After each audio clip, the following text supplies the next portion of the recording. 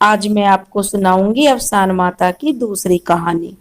अगर आपको मेरी कहानी पसंद आए तो प्लीज मेरे चैनल अपनी संस्कृति को लाइक करें, सब्सक्राइब करें।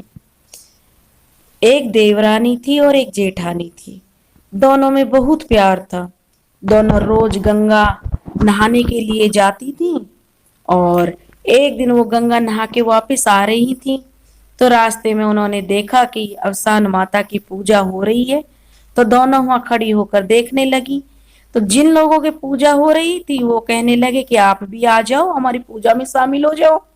तो दोनों प्यार से पूजा में शामिल हो गई। जब पूजा समाप्त हो गई तो प्रसाद का वितरण हुआ। तो दोनों ने बड़े प्यार से प्रसाद लिया। प्रसाद लेने के बाद वो उनसे बोली, और जो औरतें पूजा कर रही थी उनसे कहने लगी, दोनों देवरानी जेठानी की ये किस माता की पूजा है और इसके करने से क्या होता है, तो और इसमें पूजा की विधि क्या है, मतलब ये सब कुछ उसके बारे में पूछने लगी कि इस माता की, इस पूजा की क्या महिमा है। तो जो औरतें थी वो कहने लगी कि ये अवसान माता की पूजा है और इसे करने से सब मनोकामनाएं पूरी होती हैं और बाद में प्रसाद खिलाया जाता है जब मनोकामना पूरी हो जाती हैं। मनौती जो मांगते हैं तो उसके बाद जो प्रसाद बोला जाता है वो खिलाया जाता है। और माता जो अवसान माता वो सबके दुख दूर करती हैं। तो दोनों देवरानी जेठानी के कोई पुत्र नहीं था। तो छोटी कहने लगी कि दीदी हम भी अवसान माता की पूजा कराएं, क्या पता हमारी भी गोद भर जाए। तो जिठानी ने कहा कि कह तो तू ठीक रही है। और दोनों ने मिलकर अवसान माता की पूजा की। तो दोनों को एक एक बेटा पैदा हुआ। तो छोटी ने कहा दीदी हमने कितनी पूजा पाठ जो जिसने बताया सब किया, लेकिन जब हमने अवसान माता की पूजा की तो माता ने हमारी सुन ली। ये नहीं तो हमने कितना पैसा खर्च किया, जैसा भी सबने की बताया किया, कहीं कुछ नहीं हुआ था। और माता की कृपा से हमारी गोद हरी हो गई है, तो क्यों ना हम माता का प्रसाद बांट दें। तो उसकी जेठानी कहने लगी, कह तो छोटी तो ठीक रही है, लेकिन क्या है ना कि अभी हमारे बच्चे छोटे हैं, थोड़ा सा बड़ा होने दे। तो जेठन देवरानी कहने लगी ठीक है दीदी, थोड़ा इंतजार कर लेते हैं। अब बच्चे जो बैठने लगे, थोड़े बड़े हो गए। तो देवरानी कहने लगी दीदी चलो माता रानी का प्रसाद बांट दें। तो जेठानी कहने लगी अरे छोटी क्या बताऊं, अभी बच्चे और थोड़े बड़े होने दे, अभी तो बैठते ही हैं, अभी ना बहुत छोटे हैं। तो जे देवरानी कहने लगी चलो दीदी ठीक है। अब बच्चे जो थोड़े और बड़े हो गए, पैदल चलने लगे। तो फिर से छोटी देवरानी ने कहा कि दीदी चलो अवसान माता की प्रसाद जो है कर दे, तो बच्चे हमारे चलने भी लगे। तब भी उसकी जेठानी ने उसी तरह से उसे टाल दिया कि अभी छोटी रुक जा, क्योंकि अभी बच्चों को 5 साल का होने दे तब करेंगे। तो छोटी कहने लगी चलो दीदी जैसा भी 5 साल के हो जाने तो इतना और रुक जाते हैं।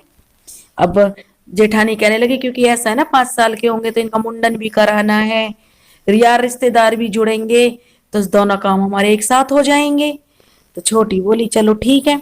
अब बच्चे जो 5 साल के हो गए, और तो छोटी ने फिर कहा कि दीदी चलो अब कर देते हैं। तो जेठानी ने कहा कि भाई मुंडन कराया है, बहुत खर्चा हो गया है, अभी जब इनकी जो ये शादी लायक होंगे, मतलब शादी होगी तो तब करा देंगे इनके साथ। तो छोटी कहने लगी, थोड़ा प्रेशर डालने लगी, अब दीदी ऐसा है हमें करना नहीं चाहिए, जो बोल रखा उसे हमें कर देना चाहिए, क्योंकि करते करते 5 साल हो गए हैं हमें। तो उसकी जेठानी कहने लगी अगर तुझे इतनी ही जल्दी है तो तू कर ले, मैं तो भैया जब मेरे बच्चे शादी होगी मेरे बच्चे की तब करूंगी। तो देवरानी को भी आज्ञा मिल गई, चलो जेठानी ने कह ही दिया। तो देवरानी ने तो अपना प्रसाद बांट दिया। और उस टाइम पे 12-13 साल के बच्चों की जो शादी हो जाती थी, तो जेठानी के बच्चे और देवरानी के बच्चे थे थोड़े बड़े हो गए, 12-13 साल के हो गए, तो उनके लिए रिश्ते आने लगे और रिश्ता तय हो गया। शादी का दिन आने लगा। शादी का दिन आने लगा तो सभी ननदे जो थी उसकी जेठानी की, जो सब रिश्तेदार आ गए, ननदे वगैरह बहनें थी जो सब आ गई। सब अपना नेक चार मांगने लगी कि भाई शादी है, एक लड़का है, तो क्यों ना हम अपने अरमान पूरे करेंगे। तो जेठानी कहने लगी क्यों नहीं, क्यों नहीं, मेरा एक बेटा है, सारे अरमान पूरे करूंगी, सबको भर भर दूंगी जो जिसका नेक चार है। तो अब अफसान माता सोचने लगी कि जब सबको दे रही है तो क्यों ना हम भी अपना प्रसाद ले लें जाके।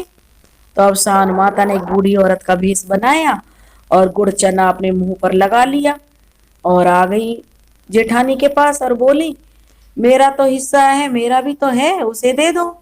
इस पर जेठानी भड़क गई कि देखो ये भिखारिन कहाँ से आ गई है।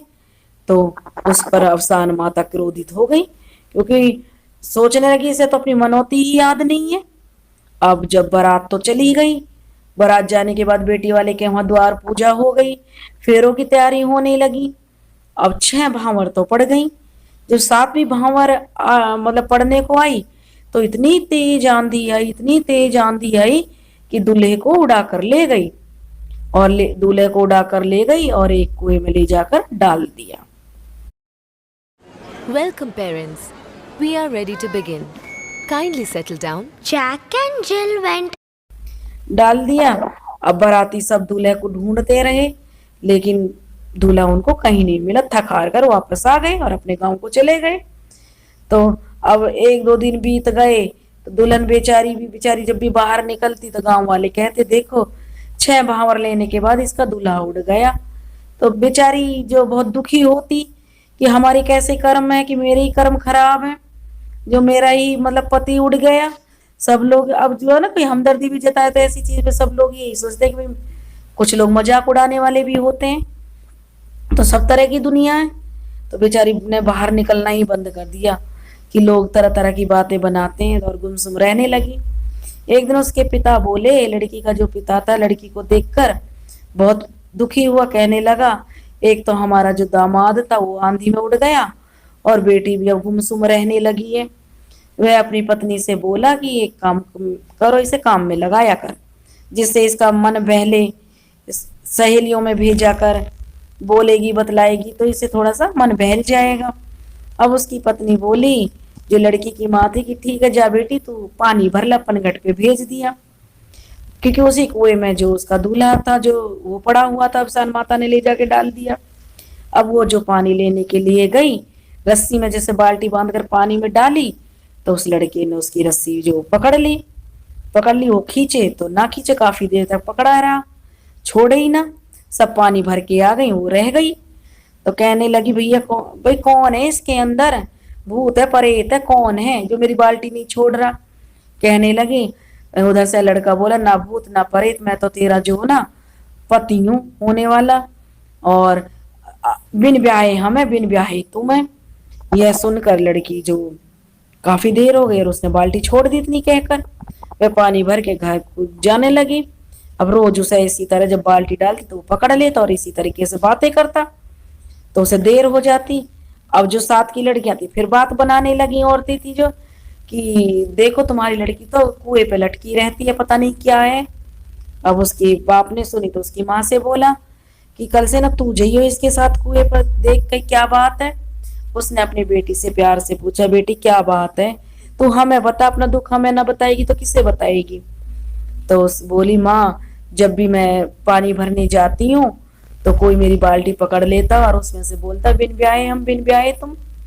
तो उसकी माँ बोली, ठीक है आज मैं तेरे साथ चलूंगी। तो उसकी माँ अगले दिन उसके साथ चली गई। जैसे ही लड़की ने बाल्टी डाली तो उसने बाल्टी पकड़ ली, छूटी नहीं। उसकी माँ ने फिर बोला, भाई तुम कौन हो, भूत हो परेत हो, जिन हो देवता हो, क्या हो। तो लड़के ने अंदर से कहा कि ना तो मैं भूत हूँ, नहीं मैं देवता, ना ही जिन हूँ, मैं तो आपका दामाद हूँ। तो बुढ़िया को उसने सारी बात बताई कि ऐसे ऐसे आंधी आ गई थी और 6 भांवर पड़ गई थी, 7वीं पे मुझे उड़ा ले गई। तो बुढ़िया को विश्वास हो गया और उसने पूछा कि अब ऐसा क्या करें कि तुम जो बाहर वापस आ जाओ। तो लड़के ने कहा कि मेरी माँ ने अवसान माता, मेरे पैदा होने से पहले ही अवसान माता की मनौती मांगी थी कि मेरा बेटा होगा तो मैं प्रसाद खिलाऊंगी, लेकिन उन्होंने मनौती पूरी नहीं की और अवसान माता क्रोधित हो गई और मुझे उड़ाकर इस कुएं में डाल दिया। तो सास ने कहा कि हम भी तो तेरी माँ के समान है। भाई सास भी तो माँ समान होती है, हमें बताओ कि कैसे पूजा करनी है, क्या होता है, हम करेंगे, विधि पूर्व क्या विधि है। तो अवसान माता की पूजा हम कर लेंगे। तो लड़के ने कहा कि अवसान माता की पूजा बृहस्पतिवार को होती है, सात सुहागिनों के साथ पूजा करी जाती है और सवाया प्रसाद होता है। तो आप अपनी इच्छा अनुसार सवाया 5 या सब आगे। तो अवसान माता की पूजा बृहस्पतिवार को होती है। 7 सुहागिनों के साथ पूजा करी जाती है, सवाया प्रसाद होता है। आप अपनी इच्छा अनुसार सवा 5 या आगे जो भी आपकी इच्छा है प्रसाद खिलाया जाता है। अगर तुम ये मनौती पूरी करोगी तो अवसान माता मुझे छोड़ देंगी। उस दिन बृहस्पतिवार का ही दिन था, तो दूल्हे की सास ने कुएं की जगह पर ही जो जगह थी उसको साफ कर दिया और कहा कि हम तुम्हारी, जो दूल्हे की सास ने कहा कि हम तुम्हारी पूजा करेंगे और 7 की जगह 14 सुहागने बैठाऊंगी और सब चीजों को डबल करके दूंगी कि मैं तुम्हारी डबल पूजा करूंगी। अवसान माता के लिए बोला और कुएं पर ही माँ की कहानी, आरती और प्रसाद खिलाया गया, जिससे अवसान माता प्रसन्न हुई और लड़के को लेकर प्रकट हो गई और लड़के लड़की की शादी हो गई।